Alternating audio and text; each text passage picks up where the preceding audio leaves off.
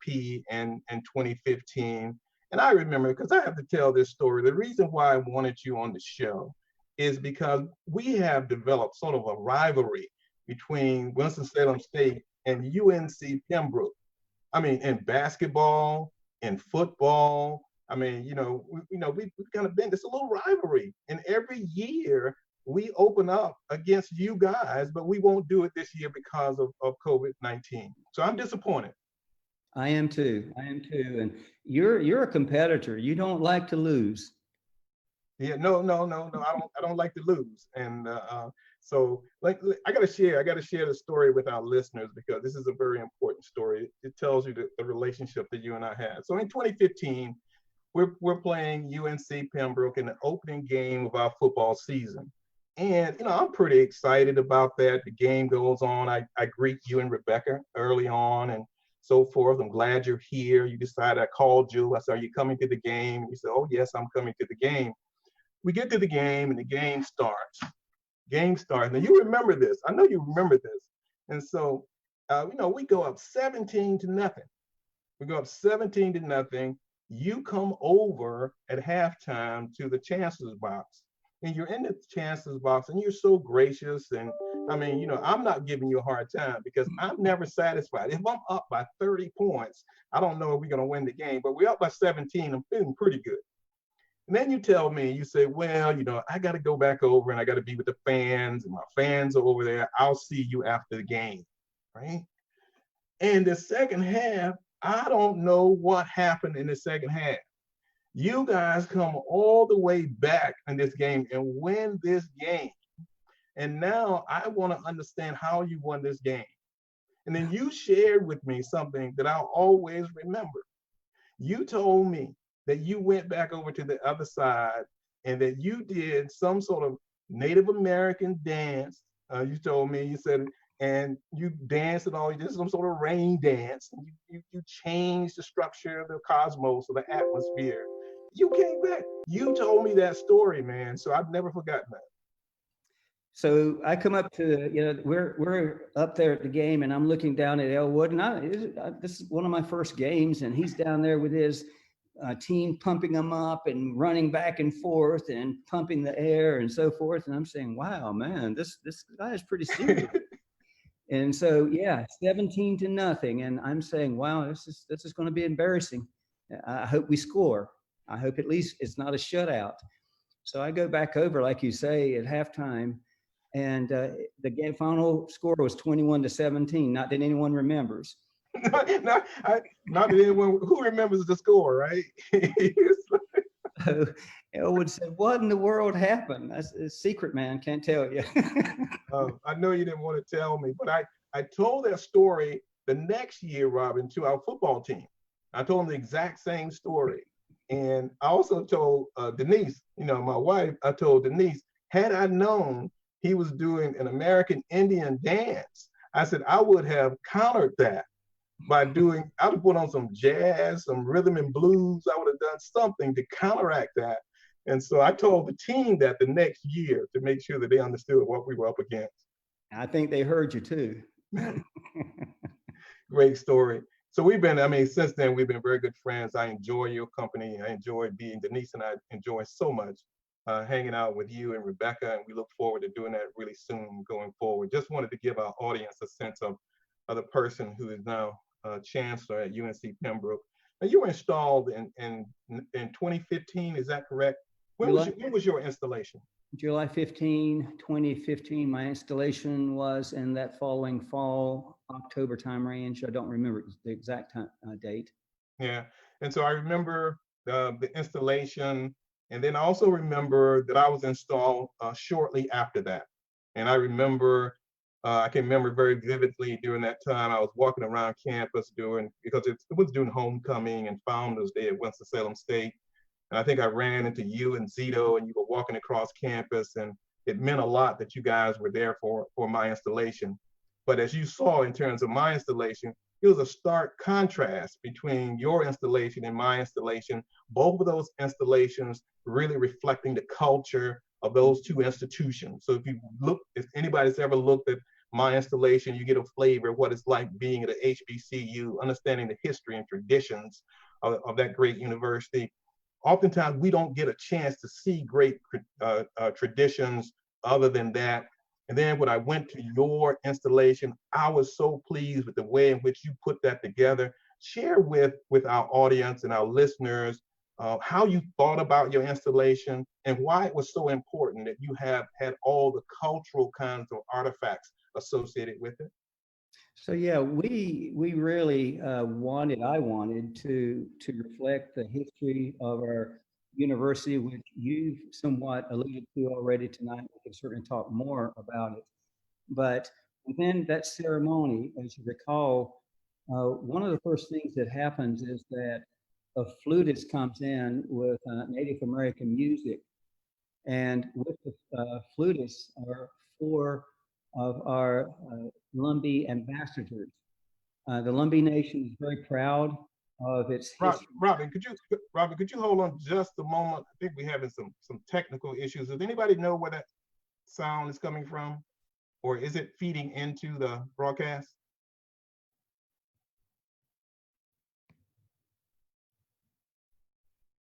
We're okay? The sound for the broadcast is okay? Okay. Maybe it's some feedback. Maybe it's feedback that I'm getting, but I just heard some noise. I'm sorry because I didn't want our listeners to miss this. Go ahead, please. So one of the first things that we had in our ceremony, it's quiet in there, and you got the pomp and circumstance, that goes with that kind of an event. But then it gets quiet, and then you hear this flute, Native American flute, that comes out of the background, piped in over our sound system. And in walks this gentleman in regalia, appropriate dress, and behind him are four what we call Lumbee ambassadors. And these are queens of the Lumbee Nation, starting from the very small at 6, 7 years of age, all the way up to the teenager. And therefore, one tradition that the Lumbee people have is we enjoy our beauty pageants. And so throughout the year that we will have pageants. We have something called Lumbee Homecoming here in town. And when you have 20, 30,000 people who will come in for the week, everyone plans their homecoming at that time. Unfortunately, it was canceled this year, which was a big loss in a number of ways. But those four beauty queens are in just incredible regalia. I mean, these outfits that the young ladies are wearing, their families have worked on, grandmothers have worked on, just a lot of history in these outfits that they're wearing, and everyone tells a different story. And so the flute players come in, followed by those four, and it's just an absolute serene, surreal moment. And so we march in, and you have the procession. We go up to the stage, and there's just a lot of ceremony and how everything is arranged, and it goes through. We do the same thing when we have our commencement services, Elwood, and I've had several of the Board of Governors say, I've never experienced anything like that. Governor Codis, who we both know very well, he's not sort of, as we say, a touchy-feely kind of a guy, but he came up to me afterwards and he said, I've never experienced anything like that. He said, when we came in, I felt like I was being transported to a different world or whatever. And he said, then when we came back out, he said that it was just very, very an impressive ceremony. So there's a lot of imagery. a lot of things that go into our commencement services, but went into my installation that reflect a proud history of a tribe who had a tribe that's put a lot of emphasis on the power and the potential and the promise of education. And that's why this school was established 133 years ago, why it continues to survive as it does now, and why it's such a center point of this region, and certainly a center point and a point of great, great pride for the Lumbee people. Oh, fantastic. I mean, it was certainly emotional for me being in that space. And I was just so proud that you honored your tradition and your history and your culture. What was it like for you, Robin, being in that space, being in that ceremony, knowing now you becoming chancellor at UNC Pembroke? Just an unimaginable day that day when I woke up, and all day long, it was like a feeling of floating and just heading toward what I knew what was going to happen that day, and immense pride. I've been blessed to do some incredible things in my life, and blessed because of education, because of the power of education. But that day was the culmination of a lot for me. I grew up around UNC Pembroke. At that time, it was Pembroke State University. And I always respected and loved the university, as do we all do here in the area. But I never dreamed I would hold this position. And it wasn't something I saw, Elwood. I went away to school, to Chapel Hill, then to Duke, to medical school. And after that, I wanted to be a heart surgeon. So I stayed at Duke for 9 more years after medical school to train to be a heart surgeon. And the first heart operation I did by myself was just a crowning achievement, and something, again, to realize what you're doing there. And I thought I would never cap that, but that day surpassed that experience. And so just walking into the Gibbons Performing Arts Center, following those 4 beautiful ladies and the flute player, and listening and looking around at the place that was filled, at 1,700 seat auditorium, was overwhelming. And I talk about it much more, I'll have to stop. No, powerful. Thank you for sharing that. I appreciate that. If we look at your life just a little bit, Robin, there are many parts of you. You've kind of done many things in your life. You were certainly a surgeon, healthcare administrator, now president chancellor of a university. I know how you grew up in rural North Carolina, like I grew up in rural North Carolina. Robin, how in the world does a little boy growing up in rural North Carolina end up becoming a surgeon?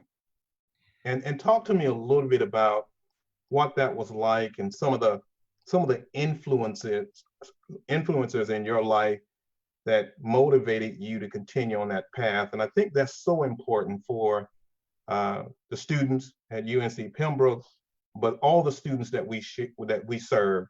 How did that happen? Short answer is, how does it happen is you grow up with 2 incredible parents. And so I was the second youngest of 9 kids, 6 boys, 3 girls. We lived on a 25-acre farm out in a community 3 miles from where we're sitting right now, called Union Chapel. And so I grew up on that farm. My dad was a Methodist minister. And back in those days, and ministers did not make very good salaries. And I often think, Elwood, how in the world that man and that lady raised 9 kids, and we all turned out relatively normal and productive individuals. And they must have gone to bed many, many times at night, worried about how I'm going to feed these kids and so forth. But we made it. And I tell a story, and I've told it many times, that I grew up thinking we were pretty rich. because we did have a house that my parents owned. We didn't rent. It was a very small cinder block house. And so, the house was always clean. Mom was always there. She was a stay-at-home mom, and very proud of that. And she did, again, a great job. Dad was always gone because he was always at the church.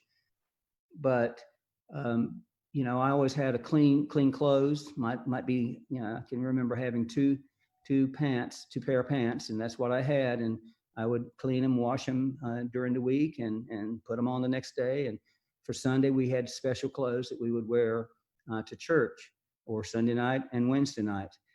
And so, but I just felt like, wow, we're doing well. We must be rich. And once in a while, Dad would give us a nickel to buy some ice cream or something at school. And we had food in the morning when I left, breakfast on the table. Did you say a nickel? A nickel. Oh, but that was a long time ago, man. A long time. That was when bubblegum was a penny. So we would go to school and come back, and but I had to spend. But now I look back on it and I realize we were pretty poor. We were pretty poor. But our parents were, my mom and my dad were always there.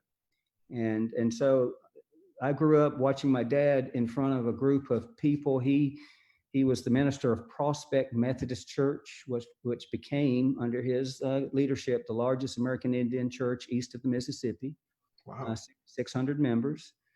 And I can take you to that building today and show you exactly where my mom would lead me and my younger brother and my two older sisters, and we sat, and you didn't speak, you didn't move, because you didn't, not in those days. And so there were consequences. There were serious consequences too. So I sat there and I watched and looked up to my dad for the first 17 years of my life, every Sunday morning, and watched him preach and lead people. And I've told you before how that I feel that marked me in a very special way, and made me comfortable getting up in front of people and speaking and leading. And so I grew up on the farm. We had cucumbers. I have a story I tell folks, from cucumbers to cardiac surgeon to chancellor. And so we picked cucumbers, three seeds. And we had tobacco, about 1.5 acres of tobacco. We had corn and cotton. And then at some point in my life, we switched over to bell peppers and cabbage and collards and those kinds of things that we would gather, because there was more money there. And we would take it to the market on the tractor. So I grew up working hard. That marked me, because I tell people, when I went to Chapel Hill, I would be sitting around with my friends and they're saying, oh gosh, this is such hard work. Look, we got to study. We got to get ready for this test. I can't believe it. And I would look at them and say, this is not hard work. Right. Come with me to Pembroke and I'll show you hard work.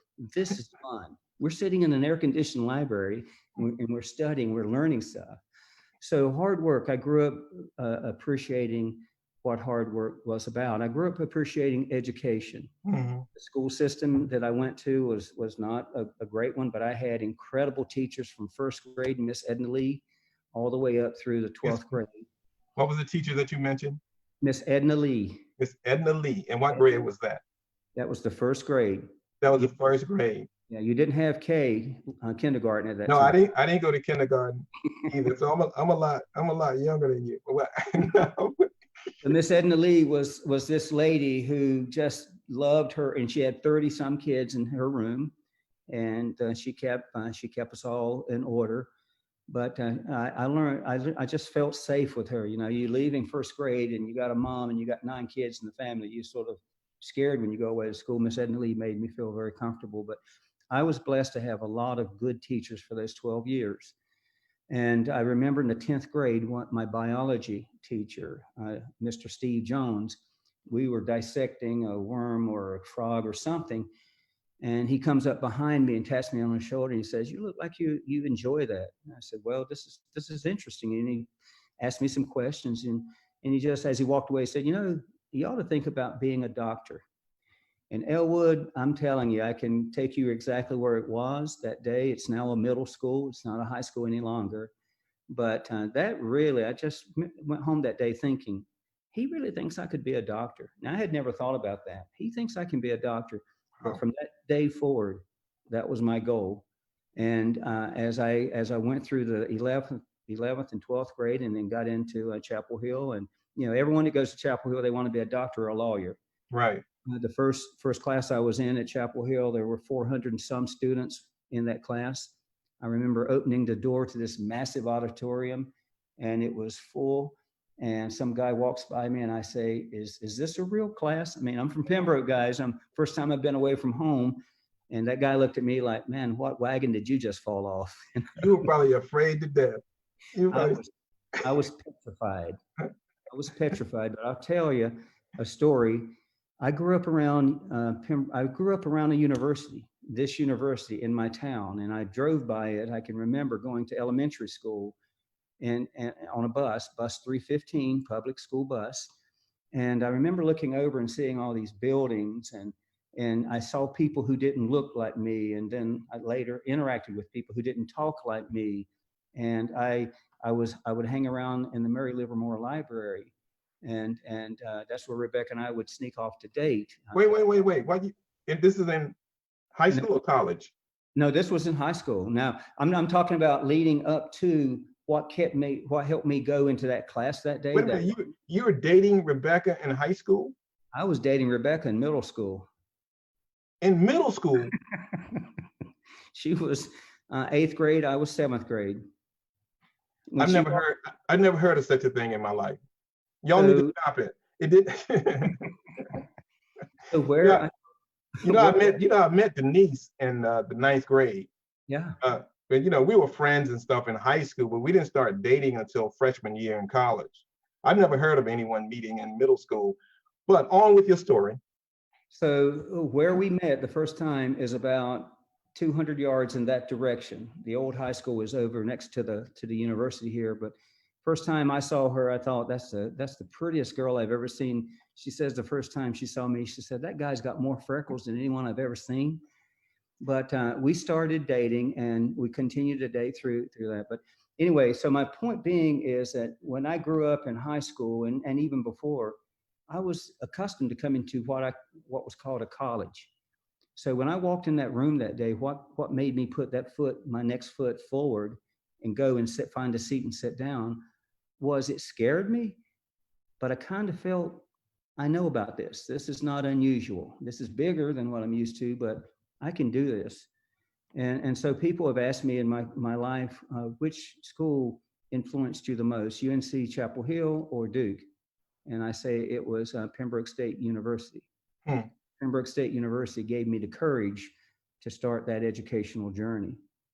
So been blessed. I don't know how far you want me to go into this, but ended up. No, I mean, I just want to give a sense of, because I think when you talk about these stories and when I listen to you talk about your students, I can see how these stories have impacted your leadership and how you try to lead UNCP to the highest possible level. I have nothing but respect for you, your leadership, your place in the UNC system, and I value that. And I think when people hear this, they get a deep appreciation for Robin Cummings, the man kind of behind what you do every day. You talked about the importance of education, and you also talked about the importance of hard work. But you also now are beginning, as I hear you talk, to have a sense of confidence. Talk about how important it was for you to have confidence, and how important it is for students who attend our universities to begin to develop that sense of confidence. What you told me, and I'm going to share just a quick story with you because it's very similar to what you talked about.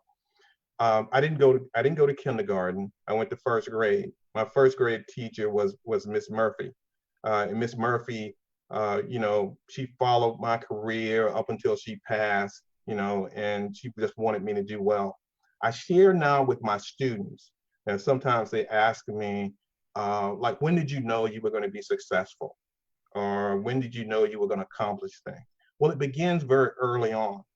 And I tell folks, I knew I was going to be successful when I went from the first grade to the second grade. The most powerful experience that I've ever had was seeing on my first grade report card that I had been promoted to the second grade. Because for me, Robin, it wasn't a given that you could just move to the next grade. So at the end of the first grade, when we got our end of year report card, I was panicking because I didn't know if I had made my grade or not. I didn't know that. And then Miss Murphy, when she came over to me, I think I must have been about to cry or something. And she came over to me and she said, look on the back of the card. And I looked on the back of the card and I can still see it now. Promoted to the second grade. That was amazing. It gave me confidence. The teachers, as you talked about, giving you confidence throughout your educational career, that's so important.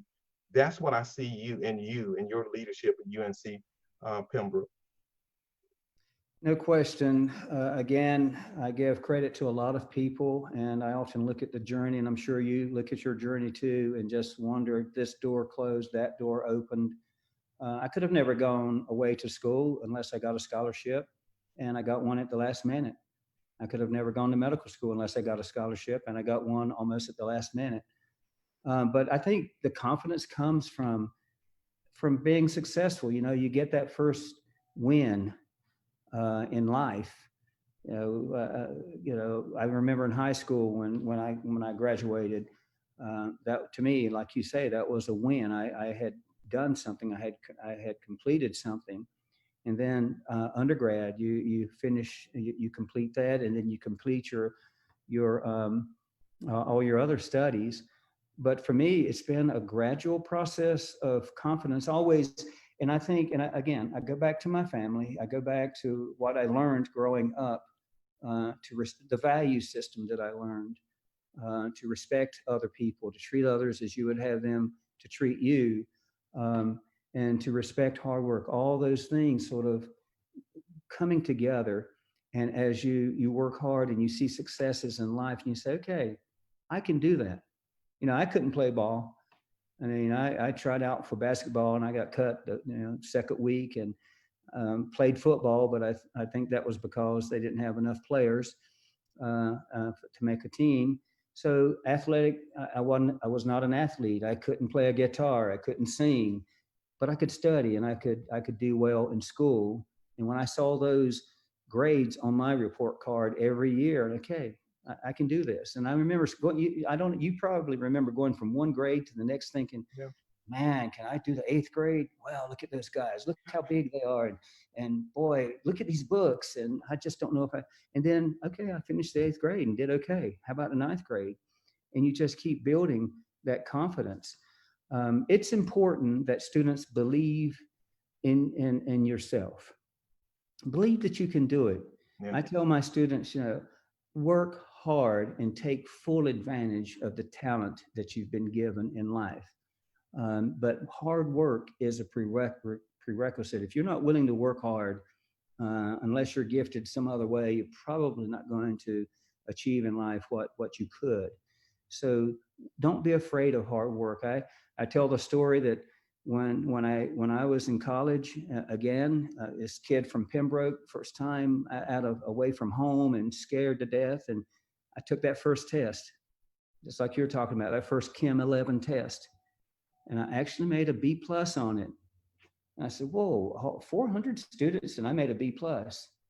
I can do this. I can do this.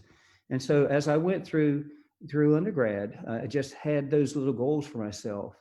And I was always pleasantly surprised if I work hard, if I stay in the library long enough and don't get distracted, I can do well.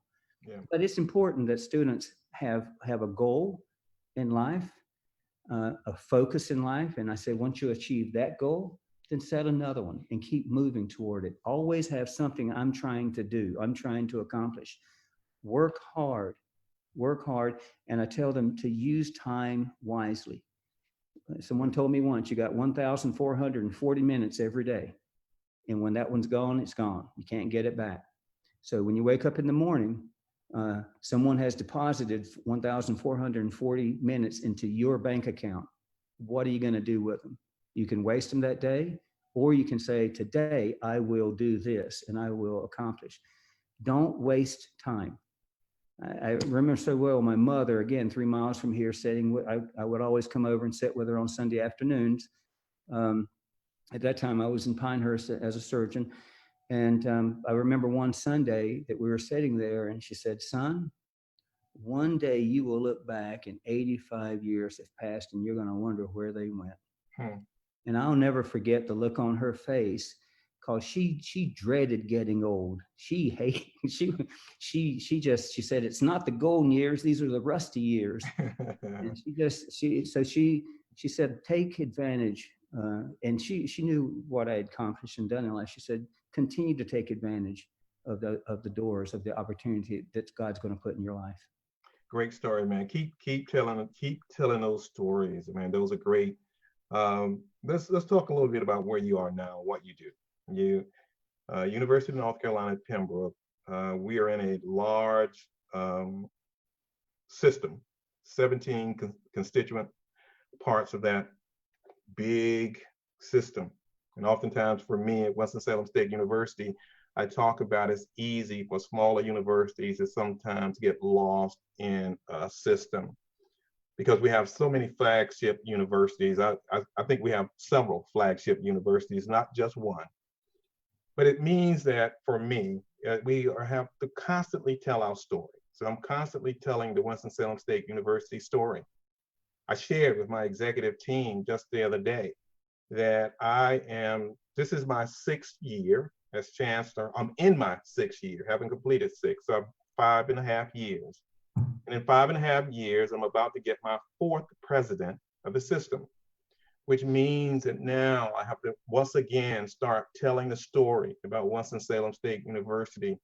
This is an opportunity for you right now. Tell us the UNC Pembroke story. The history, or where we Not are necessarily now? the history of it. I mean, you don't have to go through all of that, but tell us like who are you and how do you navigate and how do you think about being in a system, and what are some of the issues that you struggle with, being in a system of higher ed? Well, you've alluded to the fact that we are in a system, and you and I have relatively small schools. And honestly, we've never had a voice at the table.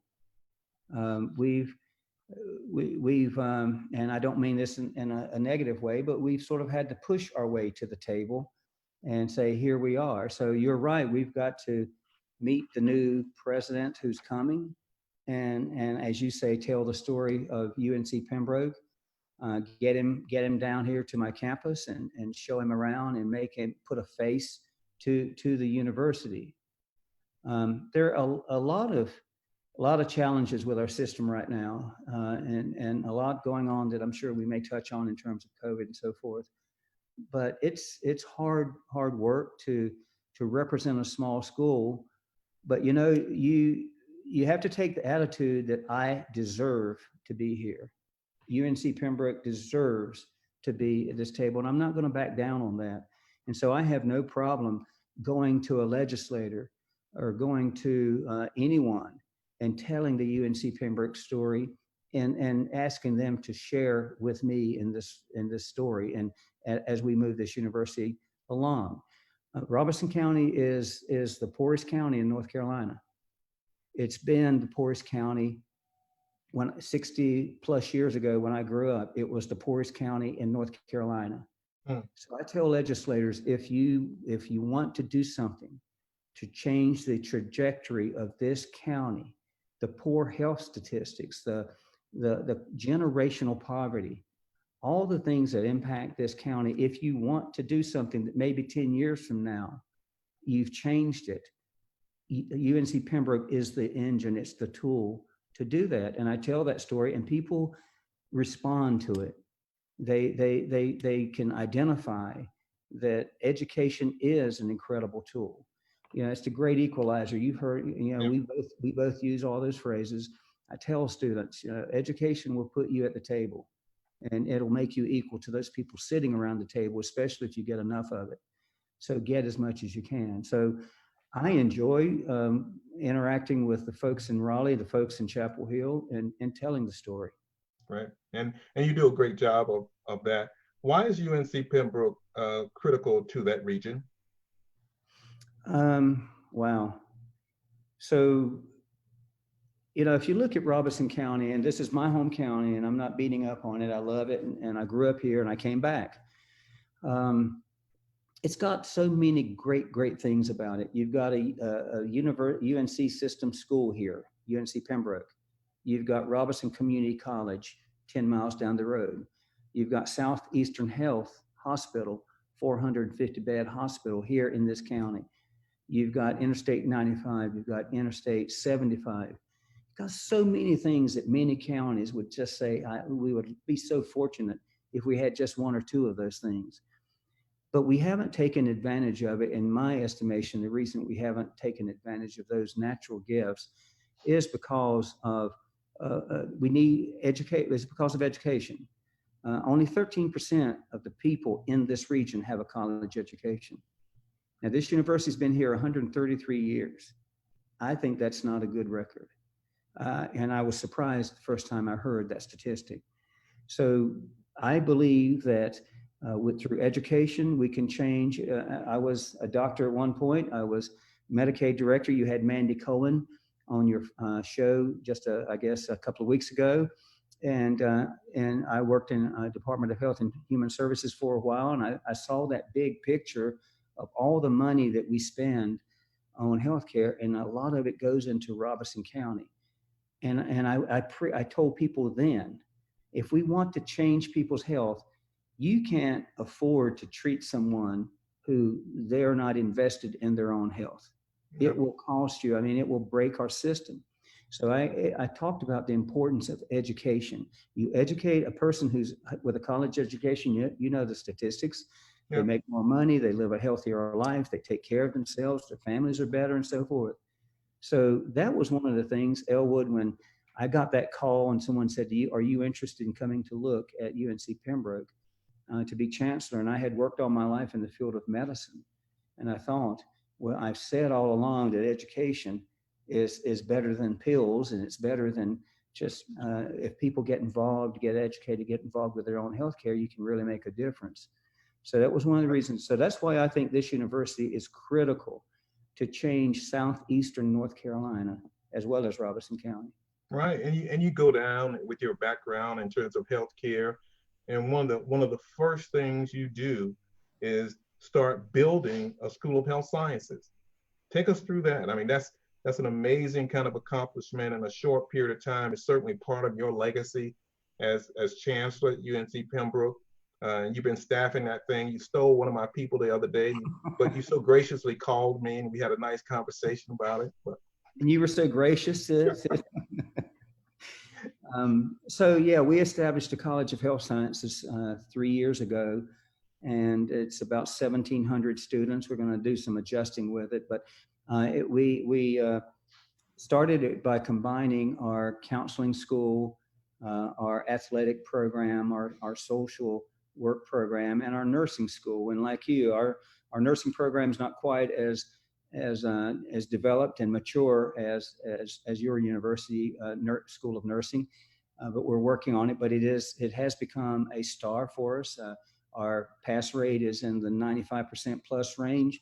This year, Elwood, I'm proud to say that, and this is sort of bad to say this, but we turned away students this year that in the past it would have been a no-brainer that they come on in. It just shows, number one, the demand for nursing. Students want that degree, and so you're seeing the demand increase. But our nursing program is growing. But we pulled those four departments together and formed our College of Health Sciences. Our next goal is to develop a Doctor of Occupational Therapy program. We want to bring a DNP, Doctor of Nursing Practice, to the school. I think it's possible in the years to come that UNC Pembroke could have a PA school here on campus. In this region, that demand is so high. And what's great about our students here, and same thing I'm sure with your students, is they tend to stay here. I mean, students come here, Right. and many are from this region. 85% of our nurses stay in this region to practice. So That's powerful. That's a powerful statement. Right. And if we can develop OT programs and physical therapy programs and PA programs, those people will stay. Robinson County, in the surrounding counties, if you look at Robert Wood Johnson Foundation program, each year they rank every county in the United States according to its health statistics. Yeah. And this region, Southeast North Carolina, has counties that are in the 90% to 100 out of 100 counties in North Carolina. So again, think of all those folks who are coming to Pembroke, they graduate, and 80% plus stay in the region. Right. The economic impact of it. So we're excited about our College of Health Sciences. Obviously the COVID and the budget crisis has sort of slowed us down a little bit, but we're going to get there one day. Now that's a great testament and tribute to your leadership in that region. Not a lot of people know, Robin, how diverse UNC Pembroke is. Tell us about your student body. So very proud. We're this past year, our highest enrollment of 7,700 students. 1,300 of those are in our graduate programs. But if you look at our student body, we're looked at by U.S. News World Report as one of the most diverse campuses in the South. Our statistics last year, 31% African American, 38% white, 14% American Indian, 8% Hispanic, and then just a lot of other ethnicities and folks here on campus. And so this is a special time for us as we go through America as it's sort of trying to again find its identity in this whole area of race relations and so forth. And we put a lot of effort into trying to make everyone on our campus feel included and a sense of inclusiveness. And we're not anywhere near where we need to be, but we're trying and we're making steps in that direction. But we are very proud of our diversity. It's something that we hold up as one of the strong points. If you walk across my campus, you're going to see folks who I think look like the America of 10 years from now, that just different ethnicities, different races. Yeah, I mean, a very powerful statement in terms of looking at your campus, talking about diversity and inclusion. Also talk to me a little bit about you being chancellor at that university. What challenges does that present? I know we don't have a whole lot of time left, but I do want to get into the whole issue where I think are two powerful issues that are affecting higher ed today. And that is what's happening in this country. One is around the pandemic. We'll get a chance we'll close on that one. The other around race relations in this country. Probably people in this area as well as in your area know a little bit about what happened at UNC Pembroke over the weekend with the march. Could you talk a little bit about that? Who calls someone at 9 o'clock at night? And they should know that you're taping a show. I mean, you got your show going. God, people are so irresponsible, inconsiderate. I know. So yeah, we had a group of students. We're obviously we're in our summer program, so we don't have a lot of students around, but we did have a group of students who approached the town of Pembroke that they wanted to have a Black Lives Matter march through town. And so the town worked with them. We were not asked to participate, for whatever reason. The university was not asked by the students to sanction the event. It was not an SGA event, but we were involved with it from time zero. We worked with the town for some of the logistics. The students wanted to have the march at 5 p.m. on Friday afternoon, which is the highest traffic count of the week for the town. I mean, literally 2 lanes of traffic in each direction in a small town at 5 o'clock with thousands of cars who are passing through. You would think it's a small city. And the town at first pushed back a little bit because they were concerned about safety. Students agreed that they would walk on the sidewalk. And so we had our march at 5 o'clock. I marched with the student. I'm proud to say that we had probably a dozen, 2 dozen of our administrators who were with the school, with the students, with the march. We were anticipating at first maybe 30 people. We ended up with 125, 150 plus people who participated in the march. And the march went through downtown Pembroke and turned around and then came back to campus, started on campus and ended up back on campus. Pembroke is the home of the Lumbee Indian tribe. And so as it was interesting to see some of the dynamics that went on. And the marchers were very peaceful and very appropriate, but some of the tribal folks, I think, took somewhat of an offense, and so long story short, it turned out to be everyone was safe, no one was hurt.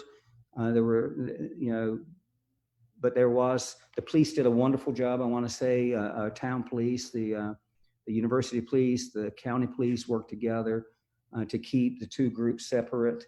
But it was an event that was marred a bit by some ugly protest that I found very abhorrent and really a bit embarrassing. Right. And so anyway, we came back to campus and the students ended with some very nice speeches about race relations and what we do next. And so I'm proud to say in the last 2 days, over the weekend and in the last 2 days, I've met with the leaders of our various student groups together as well as apart. I've met with the town council last night. The town council is now has given me permission or asked me to talk with the students and see if the organizers would like to meet with them to have a discussion. I plan to meet with faculty and so forth. So a lot of meetings, but Elwood, you and I are old enough, and as an American Indian, I've heard the conversations before about race relations, and you go through these periods where sort of things bubble up to the top, and then they just go away, and you look back and say, well, what really happened? So my challenge to the students, my challenge to my faculty, my challenge to the town council is, what are we going to do? What are we going to do at this time that we can look back and say, okay, that was a change. That was one step. Now what's the next step? I met with as part of my meetings, I met with the president of my alumni association, who is African-American. And he said, well, Chancellor, what do we want at this time? Do we want a moment or do we want momentum?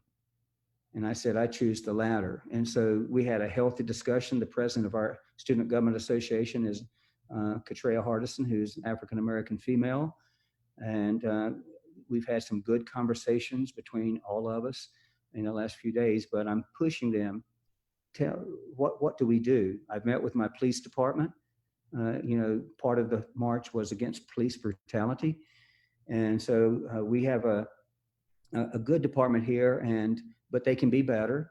And so I've challenged my police department. I want you to come back and I want you to tell me specific things that we are going to do in the months ahead around cultural sensitivity and so forth. Not that we've had a specific issue. We have, probably like most campuses, had issues that we've had to deal with, but it's not like it's a glaring problem.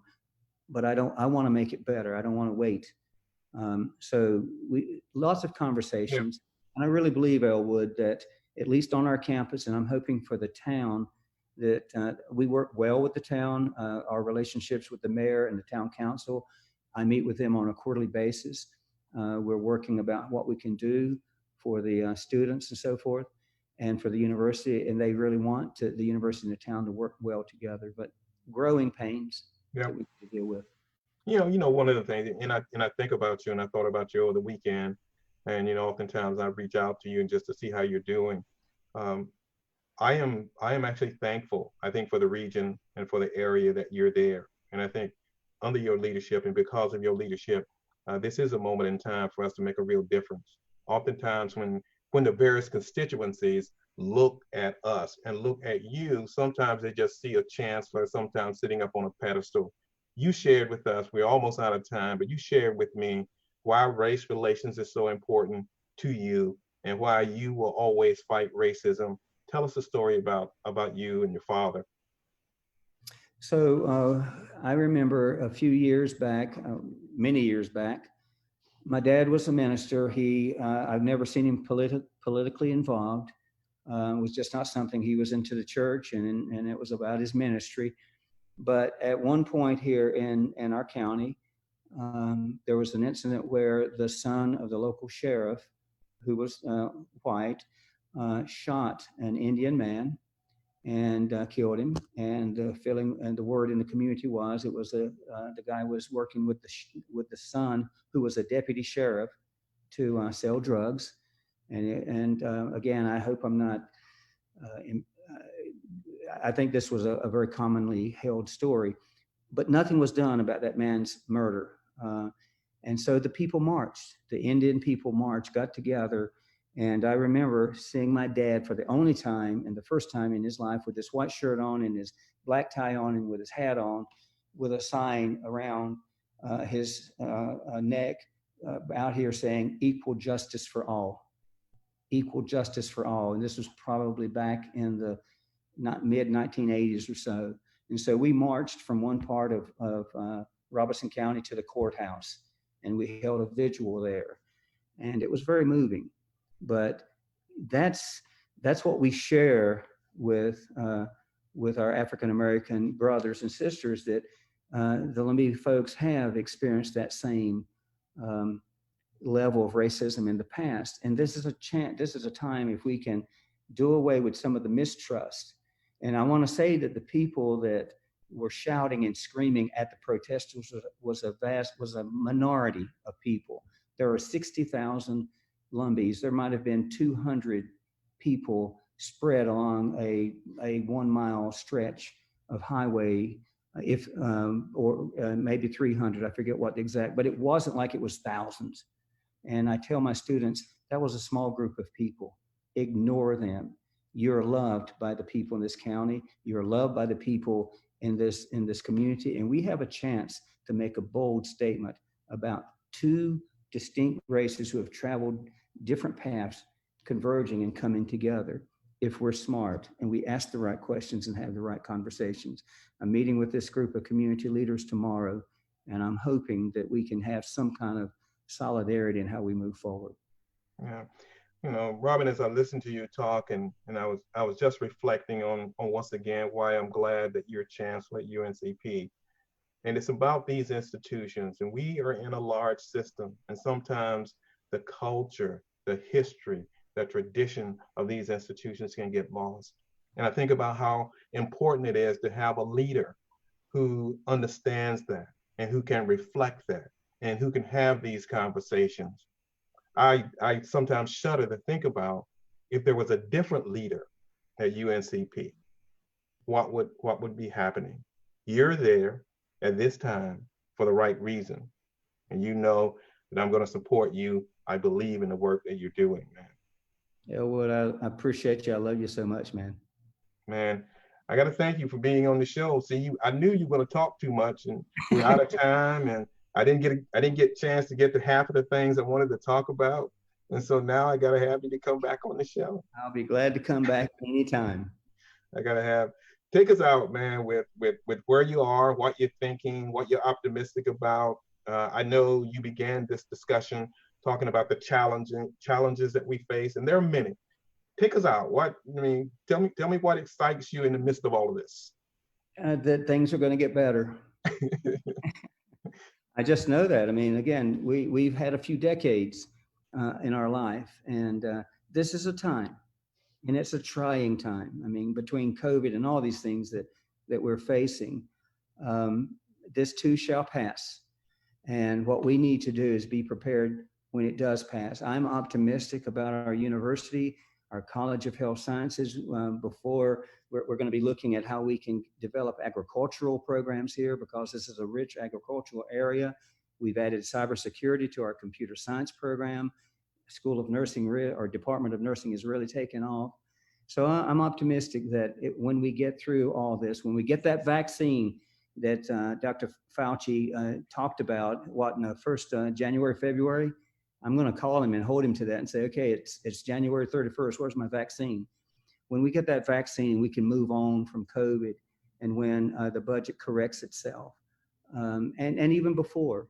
And there's positive things happening right now. So I'm looking for better days, and I know they're coming. They are indeed. I look forward to continuing the conversation. Look forward to seeing you on another Zoom meeting, probably Thursday. I think it's Thursday. I think the next Zoom meeting is Thursday. Yes, take good care, my friend. Thanks for hanging out with me, for giving me an hour of your time. I hope that you got a chance to kind of get away from all the things that you're doing and just kind of relax a little bit and have a great conversation on Future Focus Now. That's what we do every week. Spread the word, tell folks about Future Focus. I think this is going to be a great conversation. I think people, your administration, I think students, I think people in the area are really going to want to hear. We create a podcast. The podcast should be available in a couple of days, and we'll have this up on YouTube as well, where everybody can see it that did not get a chance to see it live.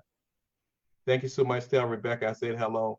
I know she's tired of you since middle school, but tell her I said hello, and we'll be in touch real soon. Thanks for joining us, everybody. We'll be back next week for another edition of Future Focus Now.